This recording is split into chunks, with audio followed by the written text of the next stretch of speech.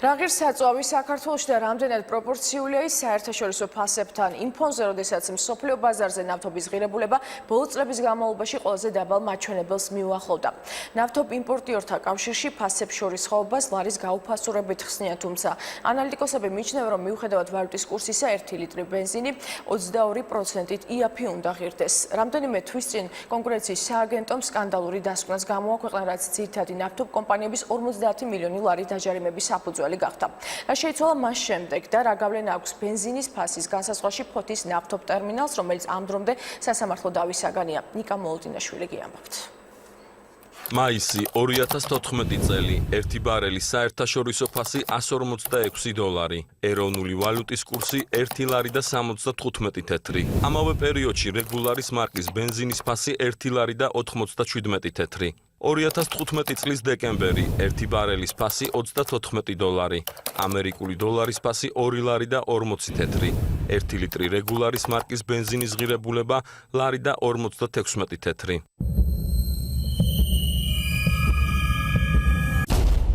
რა უნდა ღირდეს საქართველოში ბენზინი ეროვნული ვალუტის გაცვლითი კურსის გათვალისწინებით თუ ნავთობის საერთაშორისო ფასი ისტორიულ მინიმუმს მიუახლოვდა. ანალიტიკოსების შეფასებით საქართველოში 1 ლიტრი ბენზინი ვალუტის კურსის, ტრანსპორტირების და სხვა ხარჯების გათვალისწინებით 22%-ით იაფი უნდა ღირდეს. ანალიტიკოსები ნავთობის ბიზნესში კვლავ არსებულ ოლიგოპოლიურ მდგომარეობაზე საუბრობენ.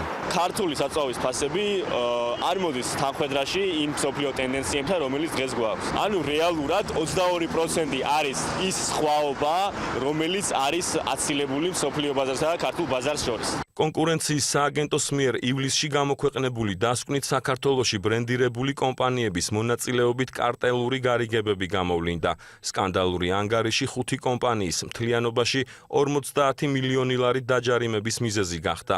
კომპანიებმა გადაწყვეტილება გაასაჩივრეს სასამართლო დავა კი მხარეებს შორის ამ დრომდე გრძელდება. კონკურენციის სააგენტოში აღნიშნულ საკითხზე დღეს კომენტარს აღარ აკეთებენ. კონკურენციის სააგენტოს გადაწყვეტილების შემდეგ, რომელიც სხვადასხვა ყველა კომპანიამ გაასაჩივრა, დღეს ბაზარზე, ასე ვთქვათ, რადიკალური ცვლილებები არ შეიმჩნევა. ბაზარზე ისევ ჩანს, ასე ვთქვათ, ოლიგოპოლიური ნიშნები, რაც საბოლოო ჯამში რასაკვირველია ფასზე პირდაპირ ასახვას პოვებს.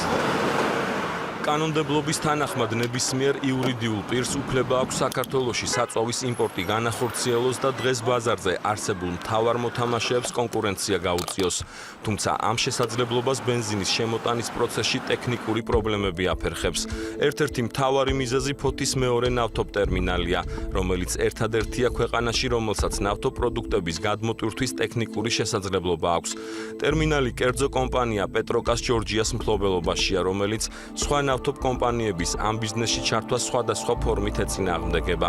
ნავთობ ტერმინალის ყოფილი მფლობელი ამტკიცებს, რომ მას წინა ხელისუფლების დროს ნავმისადგომი დავით კეზერაშვილმა იძულები დაათმობინა და ამ ბიზნესს კვლავ თავდაცვის ყოფილ მინისტრთან დაახლოებული ადამიანები აკონტროლებენ. დაზარალებული მხარის ადვოკატი მოქმედი სქემის დეტალებზე მოამბემ რამდენიმე თვის წინაც ჩაწერა. შალვა ხაჭაპურიძე ამბობს, რომ ამ მიმართულებით ამ პერიოდის განმავლობაში არაფერი შეცვლილა. ფოთის სპორტის ამ ტერმინალების მეშვეობით ინარჩუნებდა ხელოვნურად ახერხებდა კეზერაშვილი იმას, რომ საწვავის ფასები ყოფილიყო ისე მაღალი, როგორც თითქმის არც ერთ სახელმწიფოში არ არის დღის მდგომარეობით. დღემდე ვერ დამარწმუნებს ამას და ზუსტად ამას ვამტკიცებ ჩვენ სასამართლო დარბაზებში, რომ ეს ისევ კეზერაშვილის ხელშია. ნავთობ იმპორტიორთა კავშირში ფოთის მეორე ნავმისადგომის უალტერნატივობას ადასტურებენ. ფასების კლების ტენდენციის შენარჩუნებას აანონსებენ და მომხმარებელს ბოლო პერიოდში საწვავის 30 თეთრით გაიაფებას ახსენებენ. საერთაშორისო და ადგილობრივი ფასების სხვაობას ისინი ეროვნული ვალუტის გაუფასურებით ხსნიან. ტერმინალები ეს გახლავთ, ესე ვთქვათ, კერძო კომპანიების საკუთრება. შესაბამისად, კერძო კომპანიები წყვეტენ ამა თუ იმ კომპანიისათვის, ვთქვათ, კონტრაქტის დადების პირობებს და შეთანხმებებს, გარდა იმისა, რომ ვთქვათ, ქვეყანაში ცნობილ კომპანიებს შემოაქვს, სხვა კომპანიებსაც შემოაქვს პროდუქტი. აქ როგორ არის, კონტრაქტი უნდა ქონდეს, ამიტომ მას უნდა ქონდეს საშუალება, რომ დაასაწყობოს, ხო? ანუ ეს როგორი თემაა, იცი ხა მე ვერ გიტყვით რომ ხა ყველასთან ნებისმიერს, იმიტომ რომ უნდა იყოს ფიზიკური ადგილი, ხო, სადაც საშუალება რომ იქ ამა თუ იმ ტერმინალში მოხდეს ეს თვითი, ხო, ანუ განთავსდეს რა და სწორედ აქ ვსაუბრობ რომ თქვა კომპანიები ოპერირებენ შემოდის, მათ შორის გვინდან საკმაოდ აქტიურად შემოდის ნავთობპროდუქტები დღეს ბენზინი შემოდის, დიზელი საწვავი შემოდის და თუ ისმეს კონკრეტული პრობლემა აქვს ან სიტუაციაზე რაღაცა მასთან დაკავშირებით რაღაც საკითხი უჩნდება, მაგრამ უნდა მიმართოს შესაბამისად ეს არის სტრუქტურები, მათ შორის მეკითხა კონკურენციის სააგენტო არის. მოამბე დაინტერესდა კონკურენციის სააგენტოს სკანდალური დასკვნის შემდეგ მიეცა თუ არა სხვა მსურველ კომპანიებს ფოთის ნავთობტერმინალის მეორე ნავმისადგომით სარგებლობის შესაძლებლობა. თუმცა მოამბის გადამღებ ჯგუფს ტერიტორიაზე შესვლის უფლებაც კი არ მისცეს. მიზეზად ადმინისტრაციაში კანონიერი მფლობელის დადგენის მიზნით სასამართლო დავა დაასახელეს, რომელსაც ამ დროისთვის მესამე ინსტანცია განიხილავს.